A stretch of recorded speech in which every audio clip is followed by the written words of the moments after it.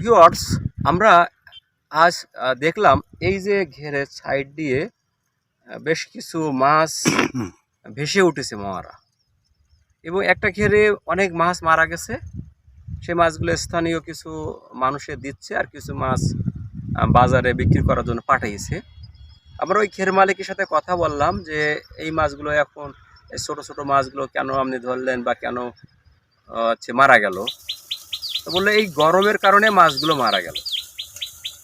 একটি ঘেরের আশপাশের ঘেরে, প্রায় ঘেরের গরমের কারণে কিছু মাছ মারা যায়। গরমের দিনে আমরা প্রায় দেখি মারা যায়। মাছটা তুলে ফেলে দিতে তাদের সহ্য হয়, লস করে সহ্য হয়, কিন্তু একটা যদি কাজ করে আমার মনে হয় এই মাছ মারা থেকে অনেকটা পরিত্রাণ পাবে। কাজটা হলো এই যে ভেড়ির চারি সাইড দিয়ে, দুই সাইড দিয়ে যদি অল্প অল্প করে কিছু নিম গাছ লাগায়, নিম গাছ, তাহলে এই নিম গাছের ছায়ায় যখন প্রচণ্ড রোদ হবে, মাছগুলো ছায়ার তলায় পানিতে ঠান্ডা জায়গায় থাকতে পারবে।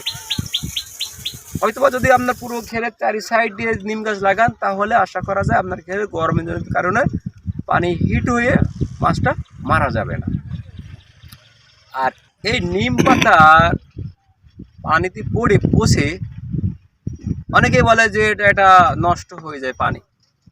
পানি তো এমনি হলো ছেলা বুড়ে নষ্ট হয়ে যায়, তখন আরও বেশি নষ্ট হবে এমনটা না। দেখবেন যে নিম পাতা কিন্তু একটা উপকারী জিনিস। নিম পাতার ফল বেটে মাছের ঘিরে দেওয়া হয়। নিম পাতার পাতা আপনি যদি খেরে ছড়ান গুঁড়ো করে বা তার ফল, তাহলে কিন্তু সেটা উপকারী জিনিস। এজন্য আমাদের এই ভিডিওটি যারা দেখছেন, আপনার চেষ্টা করবেন আপনার ঘেরের আশপাশ দিয়ে, পুকুরের আশপাশ দিয়ে নিম গাছ লাগান।